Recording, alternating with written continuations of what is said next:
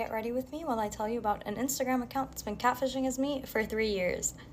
Honestly, the story is a little bit hard for me to talk about because there is a part of the story that I have been keeping a secret. This is honestly a really difficult story for me to talk about because there is a part of this that's very private and I've been keeping very private since I found out about it, but I'm gonna get into that today. I feel like it's a really important thing to talk about because I feel like a lot of girls go through this, and especially now with AI, I feel like it's very common. Anyways, to give you guys some context, I was reached out to by some random girl on Instagram who was based in Qatar in 2021, so that's 3 years ago. So she texted me and she was basically like, hey, I know this is a really weird question, but is this account you? Because she's using your pictures and she's been texting my boyfriend, trying to cause drama, trying to, just like talk to him, and it's really bugging me. And this was the first I heard about this. So I pressed on the account and I see this girl, she has like 100 followers at the time or 200 followers, and it's just a bunch of highlights of my face, my photos, and her name's like Eliana Bakri. So I reply back to the girl, I'm like, hey, I had no idea this was happening, like obviously it's not me. The Eliana girl on Instagram, the one catfishing as me, she had in her bio the Qatar flag plus the Moroccan flag, I think it was at the time. I'm Persian, I'm not even Moroccan, I don't even live in Qatar, I live in Dubai. But anyways, all of this is besides the point. So this girl kind of tells me a little bit about how this account has been, trying to text her boyfriend and has been texting a lot of other people in Qatar for the last few months, but this was the first I was hearing about it. Now, at the time, I think I was at 1,000 followers on Instagram, which is still a lot, but it wasn't enough for people to recognize that that's a fake account. So I think that's why no one reached out to me prior to this conversation I had. So obviously I text this girl because she's a girl who's using my face and creating problems in a different country for me, even though it's not me. I text her and she blocks me immediately. And I did try and take the nice approach. I was like, hey girl, like you're using my pictures. Honestly, I don't really feel comfortable with that. And she just blocks me. So then a few days later, I decided to text her again, but on my fake Instagram, or like my Finsta, my spam, whatever you want to call it. I took the not so nice approach and I was like, basically, I'm going to take legal action against you if you don't take this down. Shocker, she blocked me again. And I ran out of accounts at this point, so I was like, okay, well, the only thing I can really do right now is get people to report this account and hope Instagram will take it down. So I did, but unfortunately Instagram never took down the account despite like a bunch of people, reporting it and me reporting it, emailing Instagram, nothing happened, the account stayed up. And throughout the years, this account grew and it's over 1,000 followers now. And of course, throughout the years, again, I got so many messages regarding this account, her trying to make problems and whatever. But early on last year, I got a message from this guy and he goes, hey, is this you? And again, like the same explanation, hey, no, it's not me. This account has been catfishing as me. Please report it if you can. And she's like, yeah, I figured it's not you, but I thought it was a real person and I've been texting her back and forth and she's been trying to meet up with me. And he goes on to send me a bunch of screenshots of this girl trying to convince him to meet up with her while he thought it was a real account. And he was trying to cancel on her because he was starting to be a little like sketched out, but she was like, no, like come over, no one's home, like all of these weird things. So he somehow found my account and he sent me these screenshots and I was like, that's so weird. And we kind of connected the dots and I think we realized that the person behind the account is probably most likely a man who's trying to, use some girl's photos, which is me in the scenario, to get men to meet up with her so he can either rob them or like, get some money out of them or something. That's what I assumed anyway. Anyways, again, whole process of me trying to get this account taken down, it's not getting taken down, a few months go by. Now this is where the story gets a little difficult for me to talk about.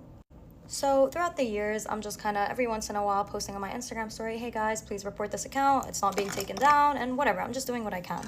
One random day, this account is not in my mind at all. I'm posting on my Snapchat story as per usual, and this random guy replies to me, he's like, hey, aren't you that girl who got her leaked? And let me just be clear now, which is why I didn't really want to talk about the story, because no one's really going to believe me. But I have never sent a photo of that sort ever in my life. To the point, I thought he was joking at first, and I was like, oh yeah, that's me, like sarcastically. And he was like, no, I'm serious. Hold on. And he proceeds to send me this edited ass photo of my face on some random girl's body.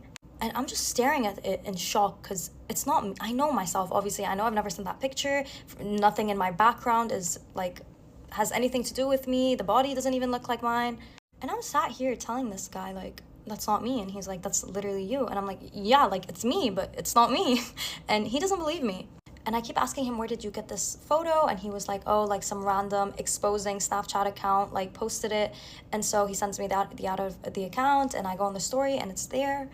And I'm just feeling so lost at this point. Like, I don't know what to do because this photo is not me. But if I tell anyone that's not me, obviously they're not gonna believe me unless they know me. The guy's like not wanting to get involved, so he just unadds me. And I spend the next 3 days, I kid you not, guys, just crying because I'm like, if I tell my mom, what if she doesn't believe me? My boyfriend at the time, he knew about it, and he was like, obviously that's not you, because I showed him the picture. My best friend, I showed her the picture. She's like, obviously that's not you. Like, people who know me know that's not me. It's not even something I would do. Of course, no shame to anyone who does. It's just personally, I've never been that type of person. And I couldn't do anything because I don't know who the Snapchat account belonged to. I didn't know who the guy was who reached out to me about it. I don't know who created the photo. I don't know who spread the photo. I didn't know anything about the situation. Until one day, my mom overheard me crying and she kept pushing me. And finally, I told her and I showed her the photo. And thank God, like, she was like, okay, well, I know my daughter. This is not you. This is clearly edited. It's also a very bad quality picture. It's nothing like it's not my house background, nothing in my room's background. So she could tell it wasn't me.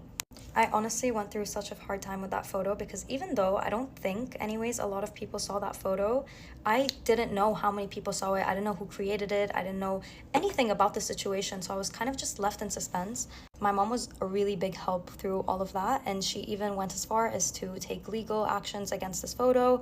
But unfortunately, like, they weren't really followed up on. That's a completely other story. Anyway, so months go by. I've officially like accepted the fact that I can't do anything about this photo. Like, it's out there. Whoever edited it like got away free. I'm kind of just processing, and after a while I kind of calm down and I forget about it. Until last summer, this account gets brought up again, and the person who actually received this photo to begin with told me they received it from this catfish account. So aside from this account terrorizing me and exploiting me for the last 3 years, it went as far as to take a photo of some photo of my face and put it on some girl's random body, and she sent it to men for money.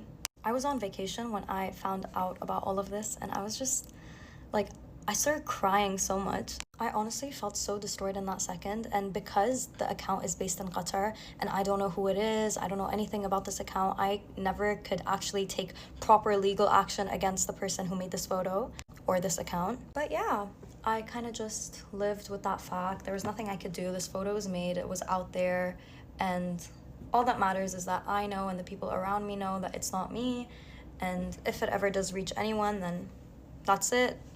But the reason I'm basically talking about this is that I saw a lot of people online, especially recently, including Taylor Swift, including Brooke Monk, and a lot of others who were kind of a victim to this fake thing. It was honestly really hard for me to deal with, and it still is, and I hate talking about it. And I was so afraid to tell anyone when all of this happened because I was so scared people wouldn't believe me.